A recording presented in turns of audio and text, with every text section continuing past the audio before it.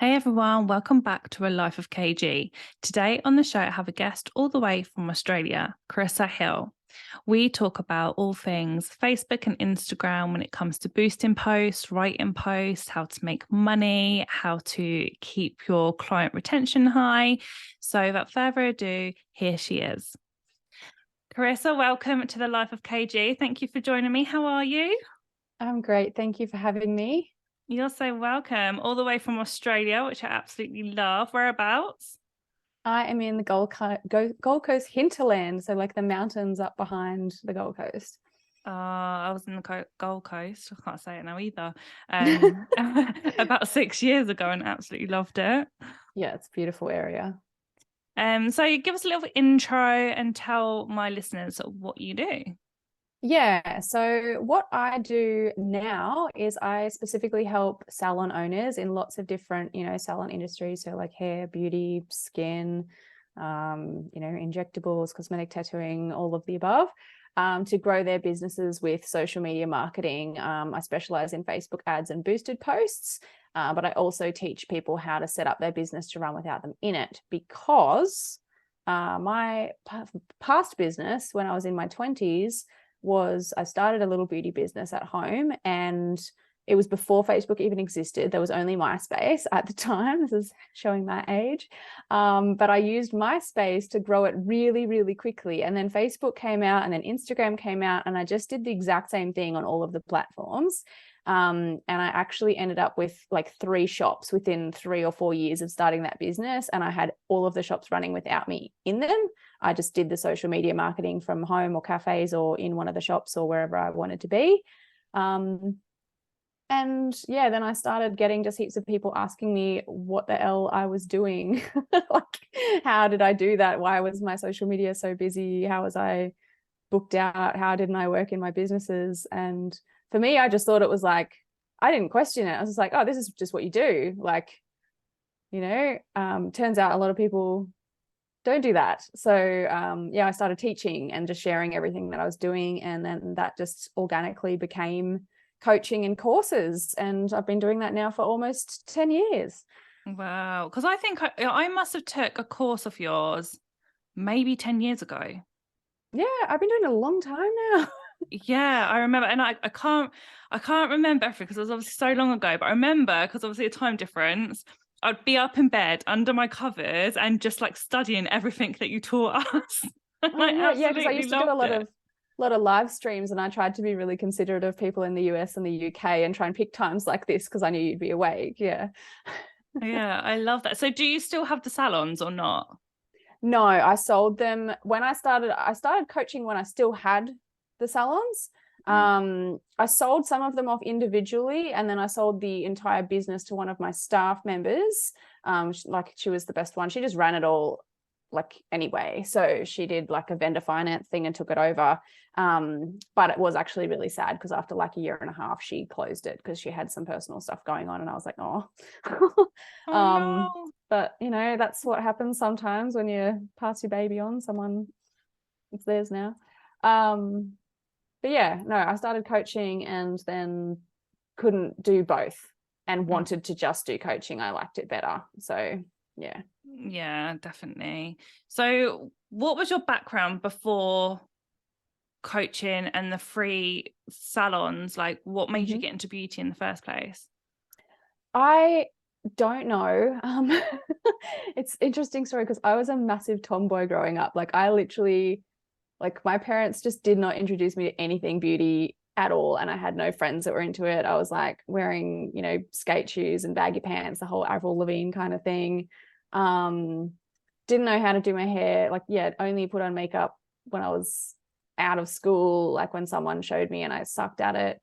And I think I was working as a graphic designer at a signage and print company. So that was my first full-time job. I actually learned a lot about business, like, how you work for someone else's small business and you see how they do things. So I think working for them put the seed in my head that if you own a business, you don't work in it, because they always just trusted me to open up the shop and run the whole thing and close up the shop. And like, I basically ran their business for them as the employee. The owner was hardly ever there. He popped in sometimes. And so when I started my business, I was like, oh, well, if you own a business, you don't work in it, you just hire people. But I think getting into the beauty industry, I've always been very, very pale. Like I'm just a very white person. I don't tan in the sun at all. My background is like English and Scottish. And I was always jealous of other girls that had really nice tans. And so when I finally had my first spray tan, I was just addicted. Started getting them every week. And then that's when I was like, I think I love this. And then I got hair extensions and I was like, oh my God, like I feel so pretty. And then, yeah, the lashes and, you know, everything kind of adds on. I'm just like, oh my God, it makes me feel so good about myself. And so that's when I'm like, I need to share this with other people. I need to do this as a job. Like, it's nice. Yeah, I love that. And then I guess from that, did you start mobile and then start your salon? Or did you go straight into salon? I started at home. So I never did mobile, but I was renting a house and I had a tiny little room downstairs. It was just a little spare room off the side of the garage. It was so dodgy. I literally decorated, like went to one of those $2 shops and something. I had no money when I first started, as we all do, and like just had some fake plants and some stick-on tiles on the floor and like pink everything from the start. Lots of posters of just like, you know, girls in bikinis and stuff like that, because that was the whole kind of look we were going for. Yeah, and just grew. I never took out a loan or anything. I just worked and then reinvested my money into more, you know, improving things as I went. Yeah, opened the first shop about a year after I started it from home. Did you find, because I've had multiple salons as well at the same time, did you find transitioning from 1 to 2 was more difficult than 2 to 3? Or no, I actually found 2 to 3 was harder. Only because, yeah, you're just like spreading yourself a little bit thinner. And I found I did have quite good systems in place, because I just, yeah, from the start I was like, oh well, I just need to make like an instruction manual for everybody to follow, and everything's in there.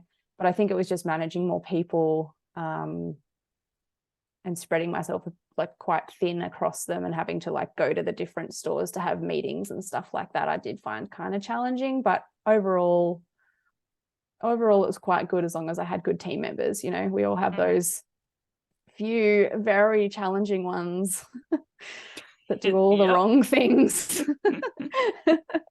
Had some really like, yeah, people, you know, got lied to, stolen from. They tried to, you know, take all my clients and start their own business, all of that kind of stuff. So yeah, been there, done that, still doing that. Yeah. Do you have a team now, or are you happy being solo? Okay, I did. Like, so pre-COVID, I had 11 staff members of my online business. I had 300 clients across my courses and programs. And then simultaneously, I had a second baby. COVID happened and I separated from my husband. So it was like a lot going on in that year. And I kind of scaled back purposefully, and also just organically, because so many of my clients had to close their salon. So they had to stop coaching, they had to leave the courses. I actually started an advertising agency in that period, because I'm like, well, what do people want and need right now if they don't want a course? Turns out people wanted someone to just do their advertising or work on their marketing behind the scenes to get ready for when they got to reopen. So I took that opportunity and started the marketing agency. I built that up and sold it just last year, actually. But no, now I only have 2 team members, and they're both like part-time virtual assistants, and it's working so nicely. So I think I'm growing quite quickly again now. I'm going to need to bring on another person, but I've kind of liked just having it just nice and small. Yeah, I bet that's nice, especially after managing like so many teams and so many different people and personalities. It's just nice to like, sometimes I do think, wow, I wonder what that would be like just being with me and a couple of others rather than a huge team. It's really nice. It's actually lovely. Like, as long as you have really lovely people. And like, yeah, my assistant's fantastic. So yeah, she even this morning, like, she gets up early and she's like, you've got a podcast. So I'm like, thank you. Oh, I love that. So you specialize in like the way people come across on their socials, right? So their wording and what they're saying to clients. Yeah. So I think one of the things that, I mean, I've studied a lot. I'm always like taking courses, learning, working with mentors and things myself. But one of my favorite parts of marketing is copywriting. So I love words. I just love writing. I have ad ideas pop into my head in the shower, when I'm driving, when I'm talking to people. Like I'm just naturally always writing ads in my head. Don't know why, but that's just how it is. So I really love to, one of like my membership program for people that don't know how to write their own ads or seem to struggle with it, like they can just use ones that I've already written. So I basically just turned a lot of my ads that I've tested them, like, and they've worked for other salons, and then I turn them into a template, and then people can, you know, sign up to that and just to use the template for their own services, use their own photo, use it in their local area. But yes, it's a lot of successful social media marketing comes down to how, like, one, having the right people following you. It's so important. You have to have an audience of actual ideal clients, like that want your business and that also like kind of align with your brand. So you've also got to have a brand that attracts the right people. And then you have to have, high quality images, of course, but more importantly is what it is that you're offering to them and how you're communicating that. So, you know, what most people do is they just focus on taking nice photos of their work and they put that out there. They don't really know what to say with it. They just put a bunch of hashtags. Sometimes they boost it, nothing happens. So you've really got to know, well, who am I talking to? What's going on inside their heads and their life? What do they need to see? Why do they want this treatment? Why do they need this treatment? And how can I communicate that to them in a way that's going to make them stop, pay attention, read it, and then message me immediately? So there is definitely an art to it. Yeah. What would you say is the biggest mistake that you see all these beauty professionals doing? Yeah, I think the biggest mistake that I see is sometimes just image quality. Like a lot of people, or they don't know what to take images of. Some are really good at it. Some people, like, you know, brows and lashes, their pictures are fantastic. With skin, it's a little bit harder sometimes because Facebook doesn't like you to boost posts if it's got a before and after of skin or like body treatments. So you've got to get kind of tricky with it. And you can boost posts on Instagram that are a carousel. So you can do like a before and then like swipe to see the after. But then instead of just saying what the treatment is, what the price is, what the ingredients are, you have to kind of make it like interesting for the reader. So that's the key. Like it either has to be educational or it has to be entertaining, has to be telling a story.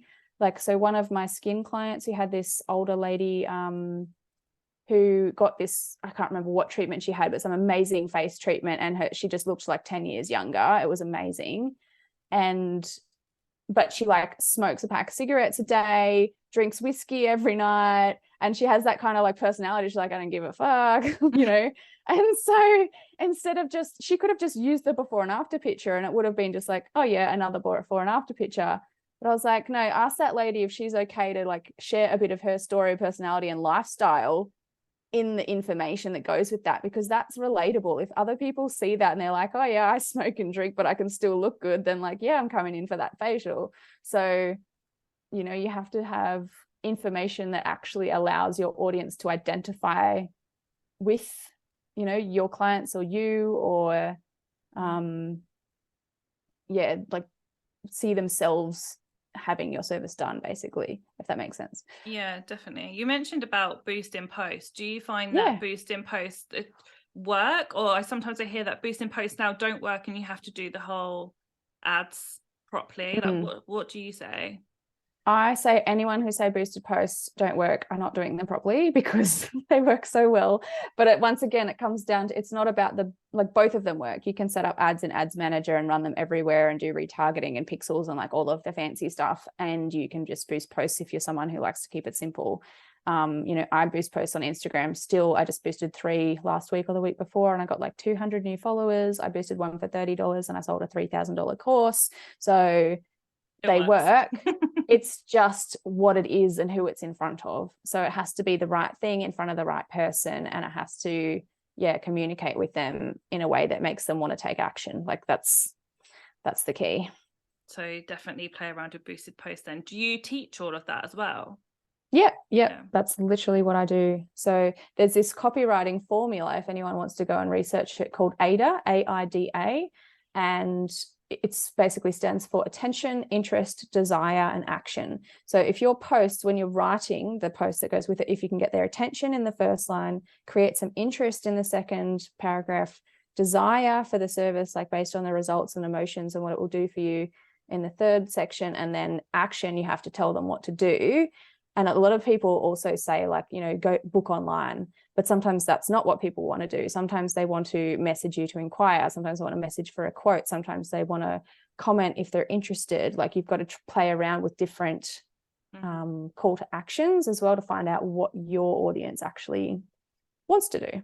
Yeah, it's just, I guess, playing around, isn't it? See what works for you. I guess what works for someone else might be slightly different, but yeah, just playing around with the wording. And also different services, like, you know, people that promote Brazilian waxing, people aren't going to comment on that and say, I want a Brazilian wax, but they will private message you or they'll book online without talking to you. So you've got to understand, like, what your clients actually want to do. Definitely.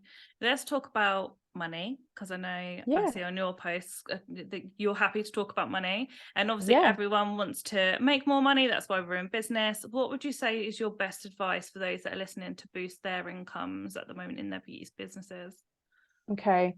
It's all to do with, I think it's just attitude and willpower when it comes down to it. A lot of people actually do know what they're doing. They're just not doing it. Or they're scared, or they're self-doubting, or they're overwhelmed, they're confused, they don't know what direction to go in. So they just kind of go around in circles, do nothing, feel flat, feel like, don't have a path to follow. So I think the first step in increasing your income is to get very, very clear on exactly what you want to do and set a specific goal, like very, very, very specific. So instead of saying, oh, I want to make an extra $2,000 this month, like break that backwards down and say, well, how many eyelash extension refills do I need to do to reach that? Or how many full heads of foils do I need to reach that? And then, you know, if that's, 10 full heads of foils, let's say, if you're a hair salon, in a month, then break it down to like, well, how many do I need a day? How many do I need a week? Now I need an ad running promoting foils, or now I need to reach out to all of my clients who need their regrowth done and see if they want to make an appointment. Like, once you know exactly clearly what the result, like what the goal is, then your mind will naturally come up with strategies to actually reach that. So, but if you keep it vague and unclear, you're just going to stay feeling like that. So yes, advertising works, reaching out to existing clients works, posting offers on social media works, but you do have to specifically know, like, who am I targeting, who am I trying to get in, and like, what do they want, and how can I offer that to them? I think lots of people in our industry worry, like, oh, I need more clients, I need new clients, but actually forget about the existing ones they might have had over the years. How would you have any tips of how to reconnect with them clients that they've already had through their doors before? Because it's so much more expensive to gain a new client, right? It's such a massive I wouldn't say problem, but just like a situation. And the reason why people always want new clients is literally just because, like, it's a dopamine hit. So everyone's like, new is better, but maintaining what you've already got doesn't feel as exciting. It's kind of boring. It's not a thrill. So that's why a lot of people want new. But yes, maintaining your existing client relationships and like really focusing on rebookings and getting people back in the door is actually going to grow your business so much faster. And that's why my business grew so quickly from 1 to 3 shops, is because almost every client kept coming back. So it's just like, oh, this salon's full now of repeat business. Like, I can't take on any more new clients. I have to open another one. So I actually created a course on that a few years ago called Put the Damn Plug In, because it was like, you're trying to fill up a bathtub with the plug out if you're just wanting new clients all the time. Like, and it's all about customer retention. But strategy wise, if you've got a lot of clients that haven't been in for a long time, don't try to send them like a "we miss you, here's a special offer" thing. Do not send them a special offer at all. Like, people can feel your intentions. And I feel like when you do that, you're just saying, I just want you back in for some money. Like, So if you actually think about them as a person and you think about like what's going on in their lives, like did they drop off just because they got busy, they forgot, they talked themselves out of getting the service done? Like, you don't know for sure. But if you just reach out personally through like an email or a text, or you can send a bulk email out to everyone and just ask, like, you know, hey, Katie, I was thinking about you the other day. I haven't seen you in a while. Just wanted to check in. How's your skin going at the moment? That's it. If she's interested in coming back in again, she's going to respond and be like, you know what, I've been thinking about making an appointment with you for ages. Like, or, you know, oh, it's not that good. What can we do about it? You know, so you can do that with any kind of service.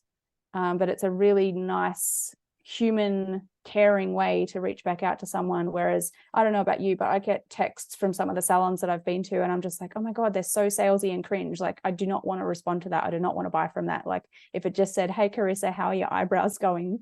Like, have they faded at all? I'd be like, yeah, actually, maybe I need a touch up. Yeah. It's just being sold to, isn't it? No one wants to be sold to. If they feel like they're being cared about, then it's a completely different approach. Absolutely. Yeah. So what's next for you then, like in business? What have you got coming up? Yes, what is next for me? I've always got things going on. So yeah, my membership with all of the ad templates that I spoke about before, that's my main point of focus at the moment. I really want to grow that back up. I had 200 members in there a couple of years ago. I'm up to 121 now. So we're getting there. Just keep getting more people into that, because I love, there is like, some people get amazing results from that. So it's really helpful. I've just launched a new mastermind, which is more for like higher level entrepreneurs that have the salon that runs without them, and they want to like kind of take it to the next level. So people that are doing like 40-50K a month and they want to kind of double that. And I just launch random little mini courses and workshops throughout the year when I feel like it as well. Yeah, we're very similar. I've got the mastermind and the memberships and different courses and stuff like that. Did you find, obviously with COVID,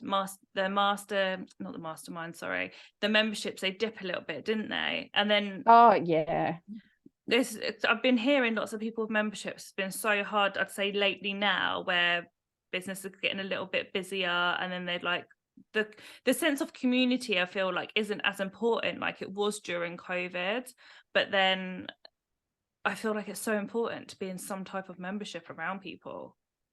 Yes, I agree. Like, I need it for myself. Like, otherwise you just get so lonely as an entrepreneur, and you can't talk to people about, you know, what's going on for yourself, unless they get it and they're on the same level. So I agree. I try and really build a strong sense of community with my programs. Even with my my mastermind, I'm holding like dinners and lunches and stuff that people can come to get around each other in person, if they're local or if they want to travel, of course. But yeah, I think that's really important. But yeah, a lot of people are finding that they like, just focused more on like, I just want to grow now. I just want to grow, just want to make money. Yeah, and everyone's loving them in-person events right now, aren't they? That connection again, like just being around people and bouncing ideas off, it's powerful. Yeah, definitely. So where can people connect with you if they want to drop you a message, find out more about your services? Probably Instagram. It's Carissa Hill Coach is my Instagram, and I have a Facebook group called Coffee with Carissa, and I do have a completely free ebook that's on my Instagram bio as well, called Grow Your Business with Social Media, that gives like a lot of the kind of tips that I've been talking about today in a bit more detail. So yeah, that's there for anyone too. Perfect. So if you go over and follow Carissa and download her ebook, and she has loads and loads of tips on her socials as well, which I absolutely love. But it's been an absolute pleasure having you on the show today. Thank you so much. Thank you so much.